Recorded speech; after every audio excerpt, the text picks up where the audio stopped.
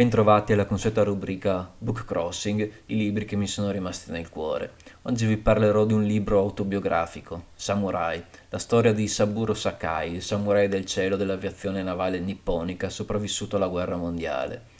Alla fine della guerra, Sakai si trovò in gravi ristrettezze economiche e con grande difficoltà nel trovare un impiego. Dopo il 1952, grazie anche a molti ex colleghi dell'aviazione di Marina, aprì una piccola tipografia ed iniziò ad essere invitato all'estero, soprattutto negli Stati Uniti, per incontrare i suoi antichi nemici, che malgrado ciò gli resero una sincera considerazione. In collaborazione con Martin Kaiding, creatore del personaggio Cyborg, immortalato in TV come l'uomo da 6 milioni di dollari, non so se ve lo ricordate, scrisse un libro dal titolo Samurai, in cui narrò le sue esperienze belliche e che divenne in breve tempo un bestseller. Quindi partiamo dall'inizio. Saburo Sakai nasce il 26 agosto 1916 a Saga, sull'isola di Kyushu, ad una settantina di chilometri di distanza da Nagasaki, da un'antica famiglia appartenente alla casata dei samurai. Alla metà del XIX secolo, con la restaurazione Meiji, il Giappone soppresse il sistema basato sulle caste e la famiglia Sakai si trovò di colpo nell'indigenza e costretta al lavoro nei campi per sopravvivere. Nonostante le difficoltà di questa nuova condizione, Sakai viene allevato nel rispetto delle rigide norme espresse nel Hagakure e nel Bushido, che erano alle basi dell'addestramento dei samurai. Una vita totalmente dedicata al servizio della patria e dell'imperatore. Raggiunta l'età scolare, Sakai viene invitato a studiare a Tokyo presso uno zio, dove però si dimostra un allievo scarsamente dotato, nonostante le continue sollecitazioni della famiglia.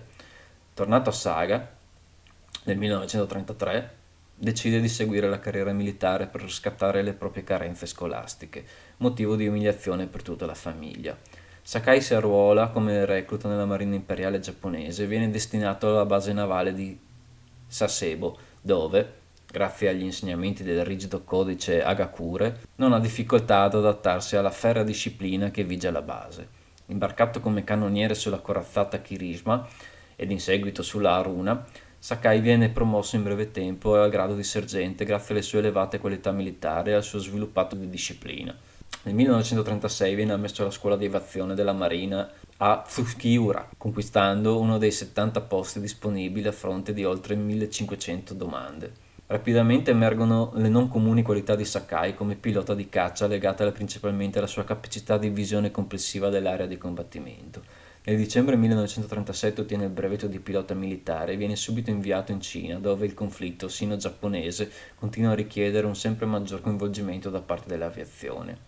Nella Marina Imperiale imparai soltanto come diventare padrone del mio caccia e come uccidere i nemici del mio paese. Questo fu il mio unico compito per quasi 5 anni, in Cina e nei cieli del Pacifico. Non conobbi altro genere di vita, ero solo un guerriero dell'aria. Nel maggio 1938 abbatte, pilotando un caccia Mitsubishi A5M Cloud, un caccia con carrello fisso e tettuccio aperto come da classico per la costruzione dei primi anni 30, il suo primo aereo nemico, un Polikarpov I-16 cinese. Viene trasferito presso la base di Hankov nel maggio 1941 e riequipaggiato con il nuovo caccia Mitsubishi A6M-0. Quando iniziarono le ostilità, con lo scoppio della seconda guerra mondiale, lo Zero veniva ritenuto il miglior caccia imbarcato su portaerei del mondo, perché associava un'eccellenza manovrabilità a un'autonomia molto estesa. Nei primi combattimenti aerei, lo Zero si guadagnò una leggendaria reputazione come cacciatore, ma nel 1942 le nuove tattiche di combattimento consentirono ai piloti alleati di ingaggiare duelli in termini più equilibrati. Nel 1943 le debolezze insite nel progetto originale e la crescente indisponibilità di motori aeronautici più potenti portarono gli Zero a diventare meno efficaci contro i caccia statunitensi di generazione successiva, dotati di maggiore potenza di fuoco, corazzatura, velocità e che cominciarono ad avvicinarsi ai livelli di manovrabilità dell'aereo giapponese. Ma torniamo a noi. Il 7 dicembre 1941, allo scoppio delle ostilità tra Stati Uniti e Giappone, Sakai è impiegato in un attacco contro la base di Clark nelle Filippine, che viene completamente distrutta. Il 10 dicembre 1941 Sakai riesce ad abbattere un barbandiere pesante Boeing B-17, la famosa fortezza volante, degli States Army Air Force, primo abbattimento da parte di una forza giapponese di questo tipo di aeroplano. L'avanzata nipponica travolgente punta alla Malesia. Il 19 febbraio del 1942, nel cielo di Surabaya, 23-0 fanno strage di una cinquantina di caccia olandesi. Sakai in quell'occasione ne abbatte 3 confermati, giungendo, a fine mese, ad aver accumulato 13 vittorie totali, oltre a diverse non confermate. Il sottufficiale Sakai diviene in breve un asso rispettato sia dagli equipaggi di terra, che compiono ogni sforzo per mantenere il suo aereo in costante efficienza, sia dai suoi gregari. Sakai non perse mai un gregario durante la guerra. Mentre in volo su Port Moresby, sotto attacco nipponico, abbatte 2 P-39 Air Cobra e da quel momento comincia per lui e per il suo stormo un'intensissima attività che lo vedrà quotidianamente impegnato contro i cacciabombardieri statunitensi e australiani. Durante quella campagna Sakai fa registrare record su record. Il 1 maggio del 1942 abbatte un P-40 e 2 P-39 in soli 15 secondi di duello aereo, mentre il 16 giugno fa registrare 4 vittorie in un solo giorno. L'8 agosto 1942, durante un combattimento sopra i cieli di Guadalcanal, viene gravemente ferito all'occhio destro da parte del mitragliere di coda di un barbandiere statunitense. E dopo un lungo volo verso le proprie basi, che assume i contorni della leggenda per le gravi condizioni del pilota, riesce ad atterrare a Rabaul. L'aereo stava precipitando fuori controllo quando ad un tratto pensai a un bombardamento suicida. Pensai che se devo morire tanto vale che mi porti dietro una nave americana, ma non riuscivo a vedere nessuna nave, non riuscivo a vedere nulla. Soltanto a quel punto mi resi conto che ero rimasto ferito al volto da alcune schegge e che ero cieco, ma stranamente non provavo alcun dolore. Mi sembrava di guardare attraverso una pellicola rosso brillante, quando all'improvviso avvertì in testa un dolore lancinante. Mi tastai il capo e sentii la mano appiccicosa del mio sangue. Incredibilmente mi sentivo lucido e iniziai a vederci meglio di prima. Poi però sopraggiunsero ondate di debolezza e mi parve di sprofondare nel sonno. Pilotai l'aereo come in trance, calcolando la quota e il ratio di discesa in base alle cime di un chione di palme da cocco che riuscivo appena a distinguere, finché mi parve di sentire le ruote toccare la pista e pensai: sono tornato a casa. Immediatamente ricoverato ed inviato in Giappone, presso l'ospedale navale della base di Sasebo, perde l'occhio destro a seguito delle ferite riportate. Dopo un lungo ricovero, Sakai viene destinato all'addestramento dei nuovi piloti da combattimento.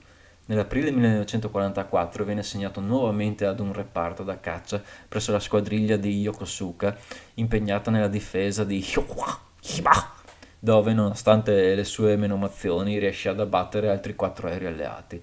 Il 24 giugno Sakai si scontra per la prima volta con il nuovo caccia messo a punto proprio grazie alle esperienze fatte su uno Zero catturato. Stiamo parlando del F-6F Hellcat, un caccia con un motore da 2000 cavalli, più veloce in arrampicata rispetto all'A6M corazzato. Lo Zero non aveva corazzatura per risparmiare peso, ma anche per la filosofia nipponica, più robusto strutturalmente e con serbatoi autosigillanti.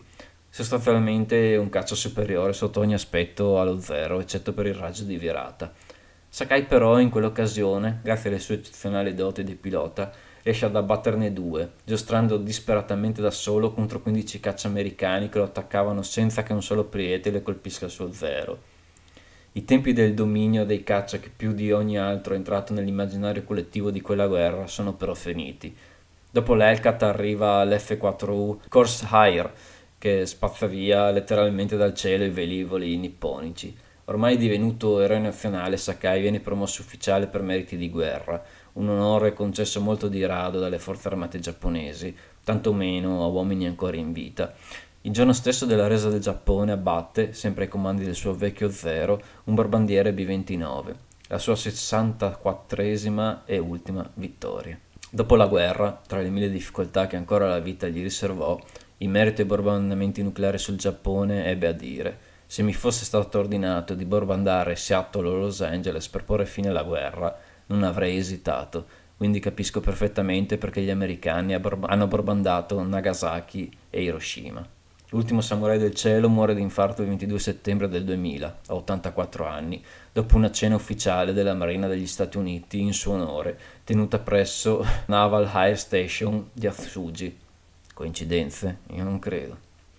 Nelle sue interviste, prima della sua dipartita, criticò molto la marina imperiale giapponese e il sistema imperiale in se stesso. In particolare espresse rabbia ed amarezza perché molti dei piloti suoi allievi del 1944 furono trasformati in kamikaze, ruolo a cui per un certo tempo fu destinato anche lui.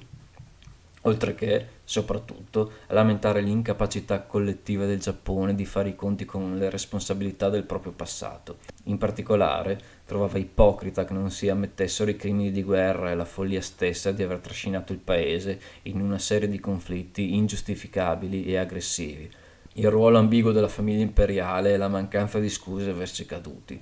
Saburo Sakai, anche per lo shock della guerra, si convertì al buddismo, divenne pacifista e rigorosamente vegetariano. Approvò, cosa rara per un giapponese della sua generazione, il matrimonio della figlia con un americano e parlò più volte in favore degli ideali democratici.